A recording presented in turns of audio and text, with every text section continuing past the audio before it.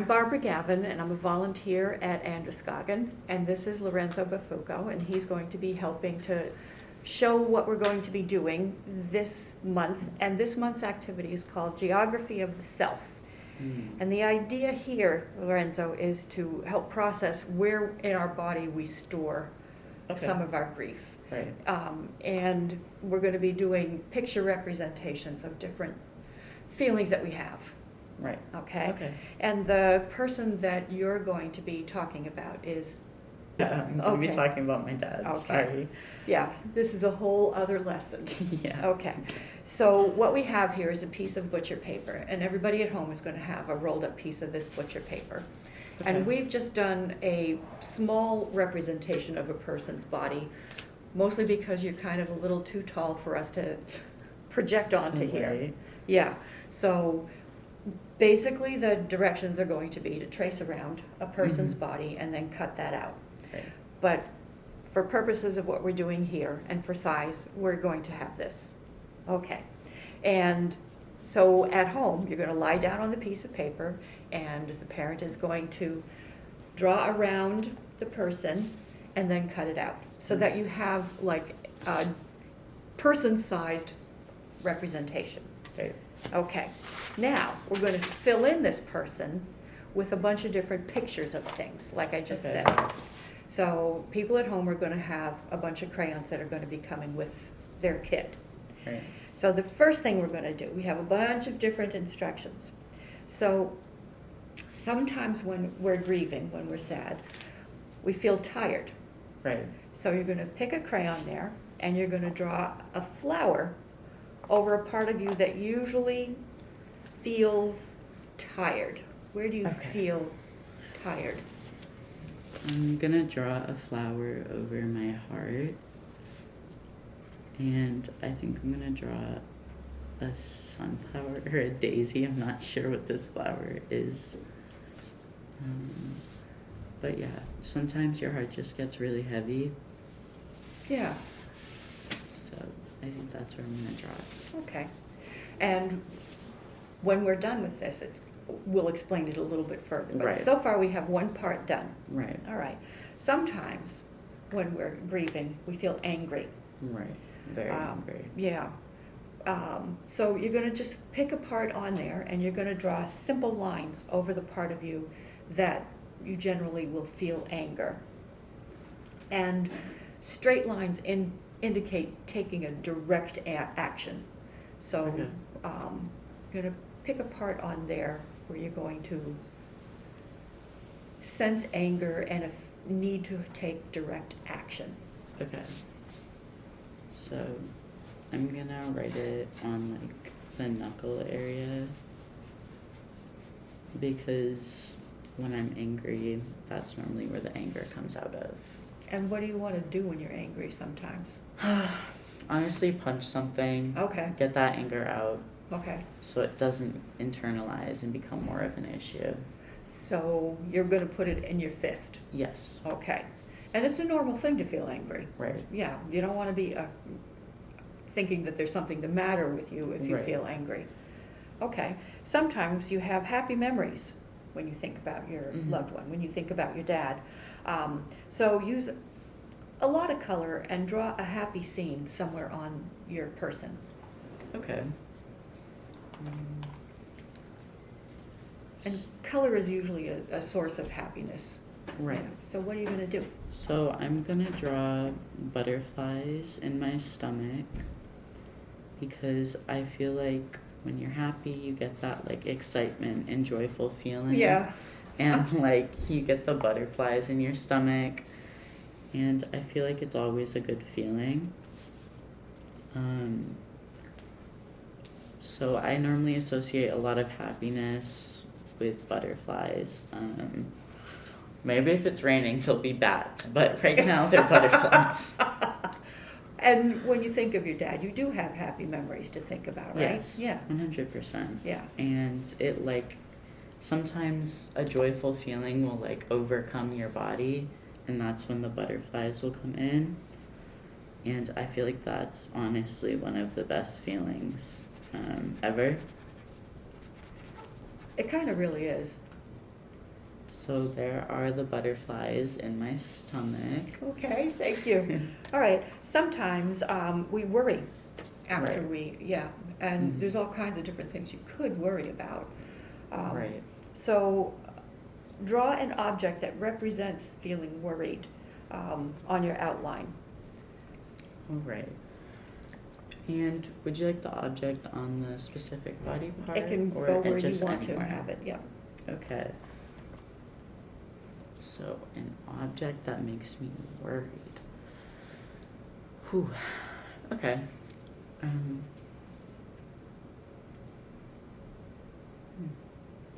Honestly, I think I'm gonna draw a cell phone. Well, that's interesting. How does that show worry? So I think it shows worry because back when my father was diagnosed with brain cancer, I'd always be scared to pick up the phone Oh, yeah. and worried that it would be like something worse would have happened to him, or he would have like his chemotherapy treatment wouldn't have gone good, or just something bad would have happened that would push lifespan less and less and less. So I think picking up the phone was definitely something I was scared to do. And I was 12 at the time, so yeah. So you were always sort of halfway feeling you were going to have bad news. Right.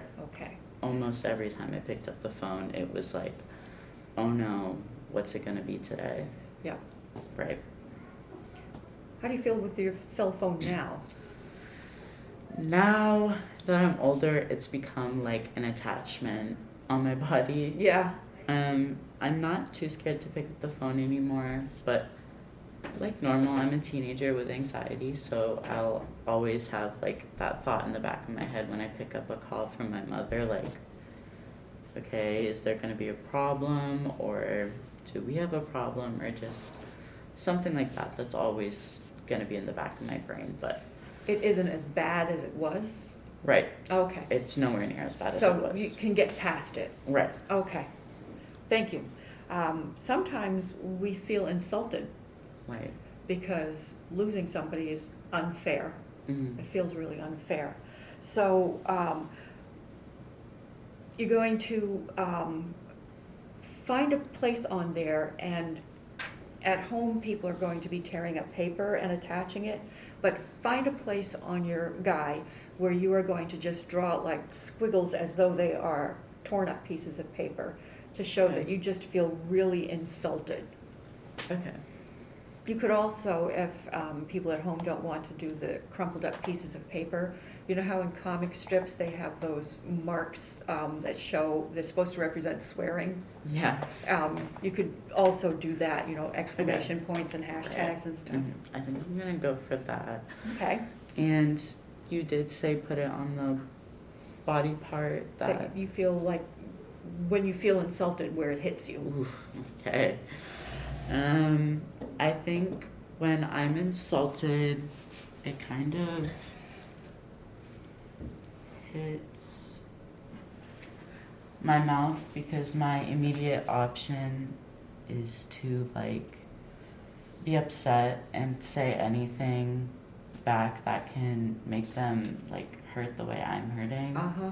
And I will say that's not always like the best option, but like I do know I'll end up regretting it later and it'll become like a bigger issue. You want But- another crayon? I'll just Because use you the might have packet. more to say there, I don't know. Um, In case you have other So, things you want I'm to. just gonna switch crayons because that one snapped. I think I was being a bit too aggressive with it.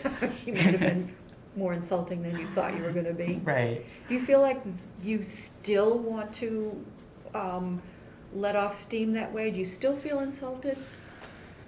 I think when it comes to certain things, there's like A a trigger. level, Yeah. but there is definitely a trigger. It could be like a sound or something. A sound? Like, for instance, like the sound of an ambulance or something that makes me like uneasy. But in terms of insulting, it's basically like if anyone says something about my hair or something, because like when I look at my hair, I think of my father, because our hair is very much alike, or the sound of my voice. I feel that's very insulting when you insult something that you can't control. Right. And that isn't here to defend themselves either. Right. And I feel like that also can birth like insecurities. So, yeah, I think that's when I feel most offended. Thank you. That was a big one to share, too. Yeah. Sometimes grief makes us feel tense. Right. Where on your body do you feel tension? And find that little spot and draw a doodle on it. A doodle. Yeah, have you ever noticed that when you feel tense, doodling something does seem to release a little bit of stress? Right. Especially if you're in school Mm-hmm. and you feel stressed. Okay. So, you said when I'm tense. Okay. I think for this, I'm gonna go to my neck, because my neck will like stiffen, Yeah. and I'll be so hyper fixated on like what I'm doing. So I think I'm gonna draw like stitches. Oh, that's a good idea. Because when I think of tense, that's like what I think of immediately. But yeah, I think we all have those moments where you're like so upset you're frozen in Yeah. time. Yeah. And I wouldn't use the word shocked, but I'd use the word like sometimes you're just so disappointed you don't say anything. And sometimes the best thing you can say is okay. True. Yeah. Yeah. How long did it take you to come to that idea? Whenever someone yells at me, I would always yell back immediately. There was no second thought. And it would just make the problem bigger and blow up, and then that would lead to bigger issues. Now, when I'm arguing with someone, I'll just simply say okay. If I'm getting yelled at by someone, I'll be like, okay, I don't know what to say. Even though in the back of my head I want to like Right. just yell and scream. Right. And do some of those things like you have in your mouth over Right. there. Yeah. But I know I can't, because the problem will just be bigger. So over the years, I've taken on like the peacemaker role a little bit. So yeah. Nice. It's good to know that that can happen too. Yeah. Sometimes, we'll think of a pleasant memory. Okay. Think of a pleasant memory, and you're going to find a little spot on there, and you're going to draw like a little thumbnail sketch, just a little tiny picture that will make you think of that pleasant memory. And then you're going to draw like a maze around it or a spiral around it. And the idea is that sometimes you just need to go to that place of that happy memory, and taking a nice little pleasant walk around a labyrinth or a maze or a spiral can soothe you. Okay. Yeah. Let me grab blue, yellow, green, and brown. And can you guess what I'm going to be making with these colors? Blue, yellow, green, and brown, someplace outside by water? Yeah. I'm going to be drawing the ocean, actually. So I would say I'd put it in my mind, because that's where most memories come from. And I feel like they'll normally come around when you are like just going out of focus and maybe zoning out. And I feel like around that time, that's when the memories hit you the hardest. And they'll feel like a dream because of how real they are. And I feel like, I don't know, it's like peaceful and it's a good break from reality. But if you try to focus on it too hard, you'll like kind of come out of focus. Right. So you just need to let it flow. Right. Yeah. So I'm drawing a pretty generic picture of like the ocean, But in reality, it's like Reed State Park here in Maine. Mhm. That is where this memory would stem from. And it's more like when me and my father used to walk the beach together and just go on random ocean trips. Like, we would just pack up our stuff, throw it in a car, and go, if I'm being completely honest with you. But yeah, I think that's what I would say about this. It was probably a really fun bonding time, too. It was. Yeah. And I think that's what hurt the most. It is a good memory, but I think what hurts the most is how close I was with my father. Yeah. And that's why it hurts, yeah. Right. Yeah. That's a sweet memory. Do you want to draw a little spiral around it, just as the idea of... Okay. Yeah. I Well, you got think- lost in your memory. Yeah, I did. Yeah. I think I'm gonna use black to kind of contrast all the bright colors. And I am gonna draw a spiral because if I'm being completely honest, I don't know how to draw a maze. But all right, there's a spiral. Yeah, and if you were to take your finger and go around in the spiral, it sort of brings you right back into that really lovely memory. Right. And there you are on the beach with your dad. Right. That's nice. That's a cute picture. I like it. So everybody's grief is different. Right. You know, you don't want to have somebody tell you, here's how you should be doing it. Mhm. Because the way that one person goes through it is different from another. Right. So what you're going to do next is you're going to draw a fingerprint, which you can do either by taking a crayon and rubbing it across your actual finger and then pressing it on there, or draw a representation of a fingerprint. Okay. I think first I'm gonna try drawing it on my thumb, but I've never done this before, so I don't know how it's gonna Yeah, work I don't know out. either. With the crayon, it might be a little bit hard. Is it coming through? No. Or someone can throw a marker at us. Yeah, wouldn't it be nice if someone threw a marker at us? Maybe there's somebody in the room that could throw a marker at us. Oh, look at that, just like magic. Yeah. Oh, Oh, look at that. There's the markers. Okay. I'm gonna use green because that was my father's favorite color. Well, it was very handy for someone to throw a green marker this way. I know, literally right at us. Yeah. Okay. And this is going on perfectly as expected. And this way it'll be like a real A thumbprint. real unique thing. Right. And Right. it'll be mine because no two thumbprints are the same. Right. And in the same way, everybody's grief is different. Right. There's some things that, you know, everybody would have in common, but it depends on each person how long it takes to move through it. Right. And I feel like there is no right or wrong way to grieve. Right. I was told when I was younger not crying wasn't the way to grieve and that it was wrong. But as I got older, I realized that's not true Mhm. because it is different for everyone. And as I've gotten older, I do cry every now and then, but for the most part, I feel like crying wasn't really a necessity for me to Right, yep. experience. So I think I'm gonna put this on my hand. I know, thumbprint on my hand. Well, there you go. So when you cried, Lorenzo, did you feel better after?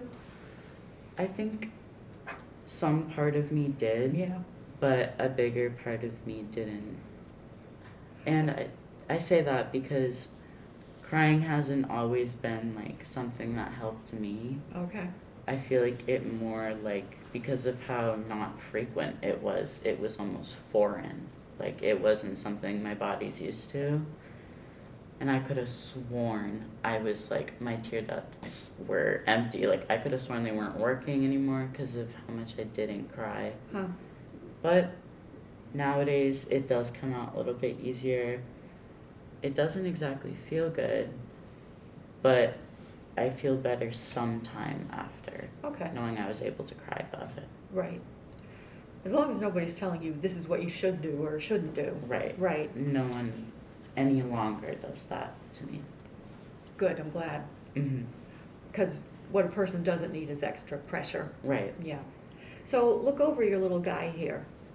And you have representations there of different parts of different feelings that you have when you're grieving. Right. So you have anger, you have sweet memories, you have tired, Mm-hmm. you have tense, you have the uniqueness of your grief. So all of that is just like a map. Right. So a thing that people can do at home if they want to is they can put other parts on here, like you could have mountain ranges and Right. name them, Mm-hmm. or you could have lakes and name them. So you could have like a mountain range of tissues, Right. or lakes of something else. Do you want to put one geographic type of thing on there? Okay. What to put? I think I am gonna put mountains. I say that because growing up, me and my dad would always talk about like hiking mountains, and we Mhm. did that a lot. So I think I'm gonna put it on my leg Okay. because You need those for hiking. right, And there's nothing on your leg there. right. Okay. So that picture needs a thing right there. So I'm just gonna draw kind of basic mountains, but we did go on a lot of hiking trips together and stuff like that I'll always like hold dear to my heart. On occasion I will drive up to some of the places that we used to go now that I do have my license and just walk alone. Nice. Yeah. Because I feel like walking alone with just my mind is like so peaceful. But yeah, That's really neat. What would you name the mountains? Anything? Or just your basic mountain? I think I would name the mountain. What would I name a mountain? That I is don't know. I've never had to think about that. I think I might name the mountain like maybe I'd name it. Yeah, I don't know what I'd name it. Okay. That's all Um, right. Maybe I'd name it Three Mountains or The Mountains. I don't. Yeah, I don't know. Maybe It would just be your basic, I go here when I feel like I need to. Right. Mountain. Right. Mountain retreats. Right. Yeah. Yeah. Okay. I Yeah. like that. Mountain retreat. Something like that. And another thing that people could do at home if they wanted to is a compass rose, the thing that Right. says north, south, east, west, Right. which you could do or not. Because I think what you have here is a really nice representation. What do you think? I think it came out really cute. I wasn't expecting it to come out that cute. It's but, kind of neat to have things happen like that. right. Yeah, and that's the whole idea, is to discover something. Right. And that was me and my dad's favorite thing to do. We would go on a lot of adventures for that purpose, to maybe find something new or fun that we could go back to in the future. Yeah, So we did do a lot of adventuring around Maine. and that's what made you the person you are. Right. Yeah. Well, thank you, Lorenzo. Of course.